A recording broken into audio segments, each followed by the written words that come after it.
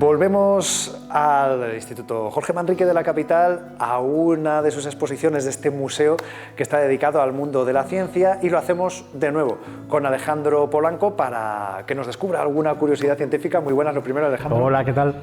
Y este fondo yo creo que es bastante propicio. Este lugar es genial, o sea, ¿Es genial para todos? Sí, sí, sí. Quien pueda que venga, porque hay una serie aquí de curiosidades que son reales, o sea, nada digital, nada virtual, no, es físico, lo tienes delante, lo puedes ver. De hecho, es que estaba viendo desde aquí antes de empezar, enseñar sin internet. Sí. Un cartel que hay, se lo mostraremos, es al fin y al cabo lo que se muestra en estas exposiciones, es el material con el que se impartía conocimiento hace mínimo un siglo, pero incluso antes, y vamos a intentarlo ahora nosotros, transmitir conocimiento, pero de una forma combinando, y vamos a decir, lo digital y no analógico, porque vamos a hablar de algo muy analógico, pero sin dejar atrás la nueva tecnología, obviamente. Hombre, claro, a ver, nos ven gracias a la nueva tecnología, pero para que esa nueva tecnología haya existido, hay que primero tener las bases. Mira, por ejemplo, aquí tenemos unas semillas.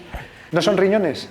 No, hombre, pues mira, por la forma, siempre se ha dicho que la semilla tiene forma de riñón y demás.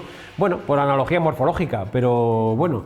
¿Y qué te parece si te comento que hacia 1816 no tuvieron verano y se murieron todas las semillas?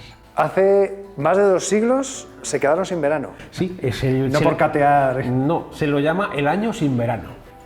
Y eso, que hoy en día podría ser anecdótico, pues bueno, tenemos un mercado global de alimentos y demás, en esa época fue un desastre terrible. Hay que pensar una cosa, las revoluciones, caídas de reyes, epidemias, pandemias e incluso batallas y demás, tienen mucho que ver con la alimentación y con el clima. Desastres climáticos llevan a revoluciones, que a su vez llevan a guerras, que a su vez llevan a otra cosa. ¿Vale? En épocas de bonanza y de estabilidad generalmente no suele pasar gran cosa, salvo de creatividad. Sí, la creatividad puede a veces espoliarse, pero en el verano de 1816, pues por ejemplo, los pintores de la época pintaban paisajes preciosos. Sí, y era todo muy rojo, era todo de color rojo, el cielo era rojo. O sea, que igual nos daban alguna pista de sí, qué pasaba. Eso se ha estudiado mucho. El cielo era rojo, se hablaba de que la luz del día pues no era como el resto de los años, aparecieron muchas sectas estas apocalípticas. Y, es el fin del mundo. Claro. Y en un castillo de Suiza, en medio de la penumbra, se reunieron unos personajes. Mary Shelley, Percy Shelley, Lord Byron y Polidori, que era el médico amigo de ellos y esto. Polidori, pues empezaron allí a pasar el rato porque esto es un verano frío, esto se va la luz pronto, parece algo, bueno, época ya contra la natura incluso. Romántico, claro. Sí, claro. O sea, ahora comentaremos por qué. Y por qué las semillas ese año no germinaron, por qué las cosechas de Europa desaparecieron y por qué la gente tenía hambre, mucha gente murió y por eso sucedieron luego ciertas cosas en Europa, políticas y demás. Bueno, el caso, que se reúne los Shelley con Byron y con Polidori y dice, oye, que nos aburrimos mucho, ¿por qué no inventamos una historia oscura de terror y demás? Bueno, pues Polidori, al cabo de unos meses después, pues a raíz de aquello, escribió El vampiro, que es una novela de vampiros. Inspirada en personajes que... bueno. Pero al fin y al cabo... Sí, pero Mary Shelley escribe Frankenstein o el moderno Prometeo. Efectivamente. Que es un clásico hoy en día, que curiosamente al principio nadie le hizo caso, O sea, no fue un exitazo de estos que digas, es un bestseller instantáneo, no, tardó la cosa en cuajar bastante. Bueno, pues eso fue porque las tardes eran muy oscuras. Y el cielo estaba muy oscuro, la luz solar no entraba a lo que es la superficie de la Tierra. ¿Por qué? Porque más de un año antes,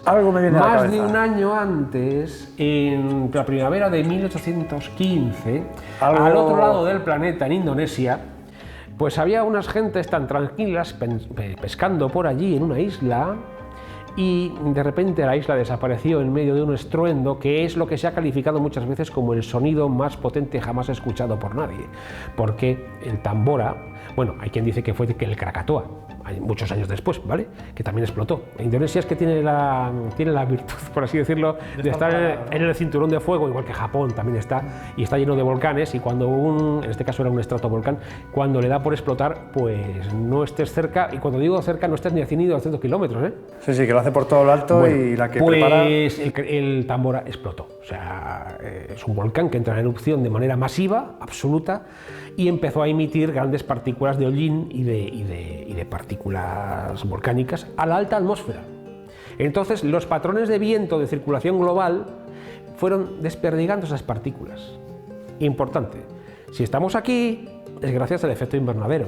La Tierra, si no tuviera atmósfera, sería, bueno, tendría una temperatura diferente. Nosotros ahora mismo, pues con lo del cambio climático, estamos forzando la cosa hacia un lado y demás, pero eso es otro asunto. El caso es que los gases de invernadero, por ejemplo, dióxido de carbono, las partículas de hollín, los aerosoles... Eso no es necesariamente malo que esté no, y demás. Es que tiene que estar, es que si no está, la temperatura en la Tierra no sería la adecuada como para mantener el agua líquida y para que la vida emergiera de ella. Bueno, pues se forzó el efecto invernadero porque las capas superiores de la atmósfera tenían mucho hollín y la luz del sol llegaba, pues que además coincidió curiosamente con una época en la que el Sol vivía lo que se llamaba el mínimo de Maunder, que era una actividad digamos que el Sol va siguiendo una serie de ciclos de actividad de 11 años, luego tiene otros ciclos más amplios y coincidió con una época de menos actividad. En la baja. Sí, entonces, claro, sumas una cosa con la otra y ¿qué sucede? La luz del Sol seguía llegando, pero en la alta atmósfera rebotaba, más de lo normal. Generalmente, cuando la luz que vemos de cualquier astro se llama albedo. O sea, el porcentaje de luz rebotada es el albedo. Pues en este caso, como la atmósfera de la Tierra tenía tanto hollín de volcánico del Tambora en la alta atmósfera, la mayor parte de la luz se rebotaba y no llegaba abajo. Y entonces las plantas no absorbían, no podían tenían suficiente luz solar como para germinar adecuadamente, las cosechas se arruinaron. Claro, hay que tener en cuenta que la circulación global hace que esto dé vuelta a todo el planeta y tenga un efecto global al cabo de un año. Entonces, pues sí, ahí teníamos a Shelley, y a Polidori y a Byron pasando su verano año sin verano, pero las gentes estaban sin nada que comer, porque la variación brusca climática debida a las cenizas volcánicas hizo que murieran muchas personas en todo el planeta y que, bueno, pues hubo revoluciones, hubo de todo. O sea, estamos hablando del principio del siglo XIX, una época muy convulsa, y uno de los detonantes, como tantas otras veces había sucedido, fue una erupción volcánica al otro lado del planeta. Claro, me estaba acordando de la del volcán este islandés, sí, que nos dejó un tiempo sin vuelos y esas cosas. Sí, eso era para que no se te estropearan las turbinas, porque eso también importa. Tú imagínate que tienes una flota de aviones y se te estropean las turbinas porque el polvo volcánico es cristalino y directamente te puede destruir la turbina, o sea, te la puede dañar. Bueno, pues esto fue mucho más terrible. Claro, me imagino la envergadura que tendría. Teníamos un continente entero, que es donde más se notó, que era Eurasia. Tú imagínate en aquella época, si no tenías cosecha local, no tenías nada. No había comida. No había globalización. Los herbívoros también morían. Entonces, bueno, por fortuna, aquello, pues rápidamente, en 2-3 años volvió a su ser. Pero fue terrible. Pero vaya años. Claro, imagínate que no me extraña que eso inspirara a Frankenstein, inspirara al vampiro y inspirara a cualquier cosa. Y poemas terribles y todo aquello. Pues ese fue el año sin verano. Y que hacía un frío terrible, en agosto. Y que por sacar algo positivo, efectivamente, nos dejó grandes historias de la literatura, pero mucha miseria a nivel del ser humano, por desgracia. Y un recordatorio de que, obviamente, por muchas razones, puede haber una crisis climática abrupta. Que dure unos meses, dure un año, dure lo que dure, pero eso es muy duro de pasar, Entonces, ahí está el recordatorio, porque no sucedió solo esa vez. Ha sucedido muchas veces en la historia. Es lo que estaba pensando, que tan seguro como que el sol saldrá mañana. Sí, saldrá. Pero como debe y con toda la normalidad a la que estamos habituados... No digamos nada. Por si acaso. Oye, pues Alejandro, muchísimas gracias. Muy curioso esta historia y voy a decir un poco preocupante. Vamos a confiar en que no tengamos que ver algo así en el corto plazo y que podamos seguir contando historias como esta más adelante. ¿Cómo no?